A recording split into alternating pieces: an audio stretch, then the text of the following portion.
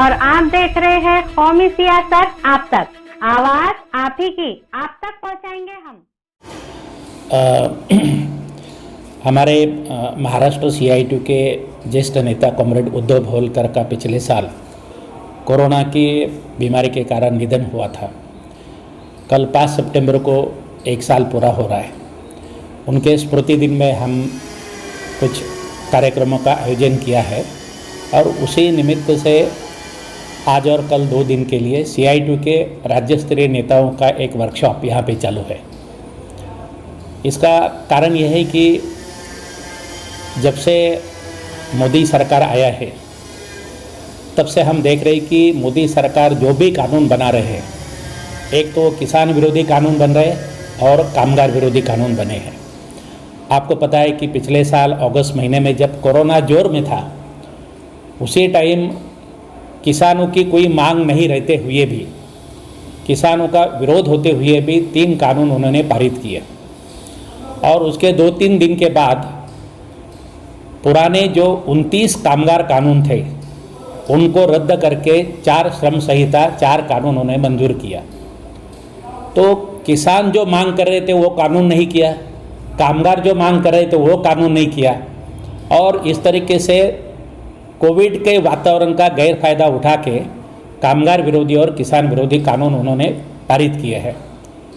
अभी इसका जो परिणाम है, जो लेबर कोड है, लेबर कोड का परिणाम ये होने जा रहा है कि जो कामगार है उसको जो उनको कानूनी हक मिले थे पिछले 100 साल के संघर्ष के बाद, डॉक्टर बाबा साहब आम्बेडकर ने उनको घटना में समाविष्ट किया था। जब बाबा साहब मजूर मंत्री थे उन्होंने उनको कानून को रोक दिया था, वो सब कानून मोदी सरकार ने रद्द किया है। मोदी सरकार हमारे देश की घटना को, कॉन्स्टिट्यूशन को टुकड़ों टुकड़ों में ख़त्म कर रही है और उसी प्रोग्राम का एक भाग बोल के कानून को उन्होंने ख़त्म किया है। अभी ये जो कानून किया है, क्या उसका असर है? एक असर ऐसा है कि जो कामगार है, पुराने कानून के हिसाब से एक कामगार अगर 1 साल काम करता है, 240 दिन काम करता है तो उसको कायम कामगार माना जाता था और उसके कारण अपने देश में करोड़ों की संख्या में कामगार सरकारी खातों में, प्राइवेट सेक्टर में परमानेंट कामगार है। उनकी नौकरी की सुरक्षितता है, अच्छा वेतन मिलता है, पेंशन मिलता है, सब मिलता है। अभी उन्होंने फिक्स टर्म एम्प्लॉयमेंट का कानून लाया है। इसका मतलब 2 साल की नौकरी, 3 साल की नौकरी और 2 साल 3 साल का नौकरी का कार्यकाल खत्म होने के बाद अपने आप उसको काम से निकाला जाएगा। तो इसका मतलब क्या है? कोई मालिक आगे चल के किसी को भी कायम नहीं करेगा। तो परमानेंट नौकरी की जो कंसेप्ट है उसको ख़त्म किया जा रहा है। दूसरा, 300 से ज़्यादा अगर वर्कर होंगे तो ही ऐसी फैक्ट्री में कामगार को कम करने के लिए या फैक्ट्री बंद करने के लिए सरकार की परवानगी लगेगी। पहले क्या था कानून? पहले कानून ऐसा था 100 से अगर कम कामगार है तो वो ऐसे कारखाने बंद कर सकते थे, कामगार कपात कर सकते थे। मगर 100 से अगर ज़्यादा वर्कर है तो किसी को काम पर से निकालना या कारखाना बंद करना मालिक के लिए बहुत मुश्किल था, सरकार की परवानगी लगती थी। अभी उन्होंने उसका 100 का 300 कर दिया। इसका मतलब क्या है? पूरे देश में जो 90% कारखाने हैं वो 90% कारखाने 300 से कम कामगार वाले हैं। तो 90% कारखानों के मालिक, उनकी फैक्ट्री, उनका उद्योग कभी भी बंद कर सकते हैं, वर्कर को काम पर से निकाला जा सकता है। ये दूसरा बात है। तीसरा बात क्या है? पूरी कॉन्ट्रैक्ट सिस्टम चल रही है। आप अभी औरंगाबाद में कहीं भी जाओ, 150 परमानेंट है, 500-600 कॉन्ट्रैक्ट लेबर है। कॉन्ट्रैक्ट सिस्टम चालू। वो कॉन्ट्रैक्ट सिस्टम बंद करने का बात है क्या? कुछ भी नहीं। कॉन्ट्रैक्ट सिस्टम चलेगी, फिक्स टर्म एम्प्लॉयमेंट चलेगा। तो इसी तरीके से वर्कर के ऊपर एक गुलामी लादी जा रही है। और ये क्यों किया जा रहा है? किसानों के कानून क्यों लाए गए? मालिक लोगों को, बड़े बड़े कारपोरेट कंपनियों को किसानों की खेती और उत्पादन उनके हाथ में जाना चाहिए, मार्केट उनके हाथ में जाना चाहिए, इसके लिए कर रहे हैं। कामगारों के कानून क्यों बदले हैं? कि कामगार को एक गुलाम जैसा उसको वापर कर सके कम से कम। अभी देखो, अगर वो उसकी नौकरी परमानेंट नहीं हो तो यूनियन नहीं करेगा, यूनियन नहीं करेगा तो कायम करने की मांग नहीं करेगा, कायम करने की मांग नहीं होगी तो पगार बढ़ाने की बात नहीं होगी।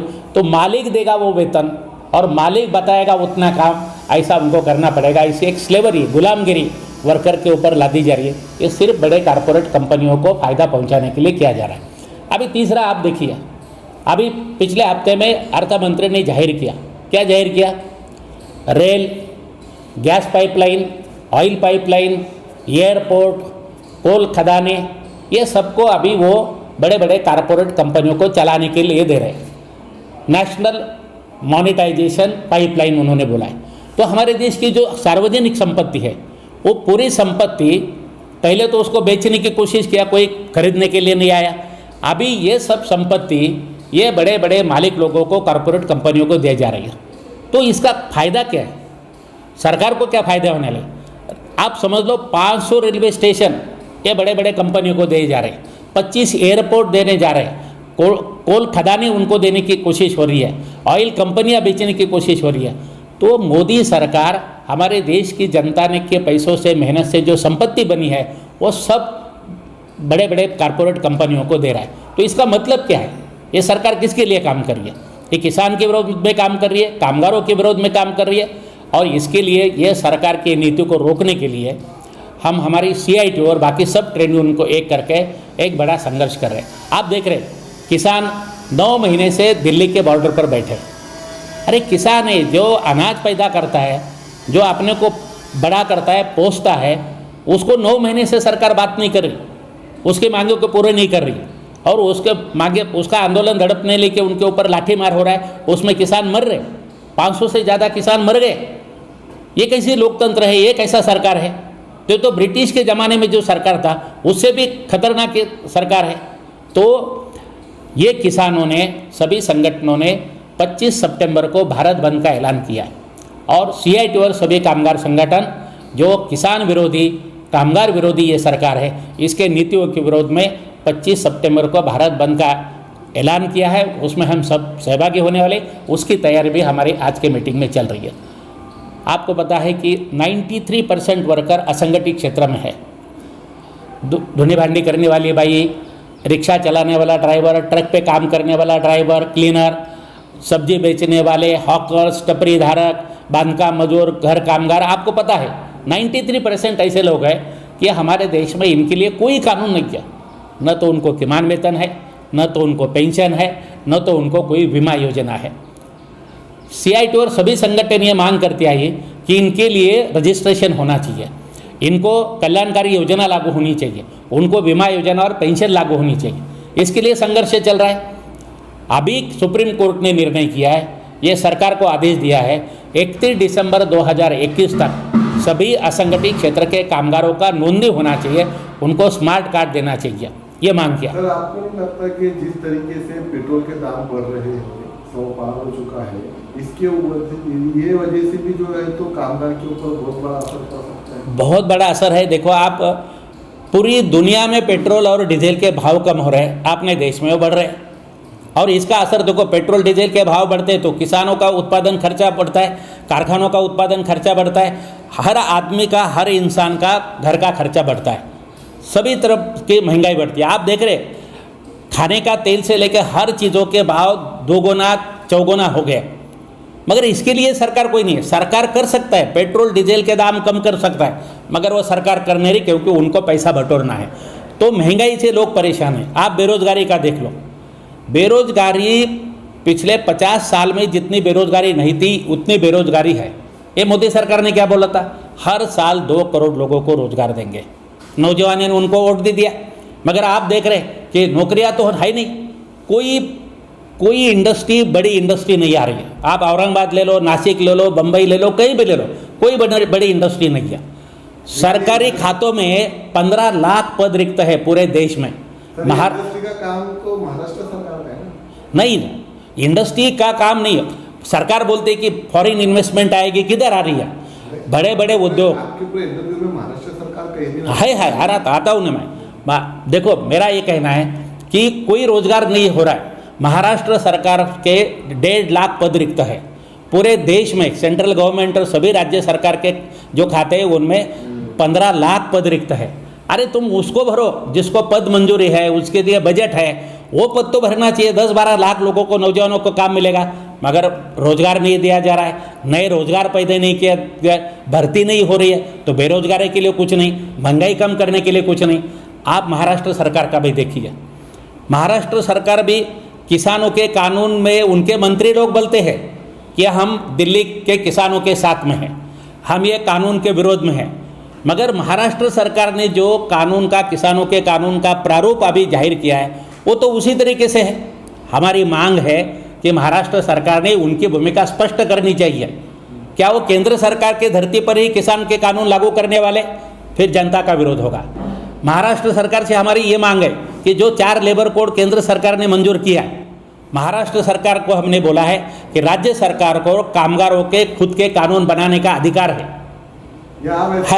तो हमारा ये कहना है कि राज्य सरकार ने केंद्र सरकार के लेबर कोड को लागू नहीं करना चाहिए, अपने अलग से कानून बनाने चाहिए, ये हमारी मांग है।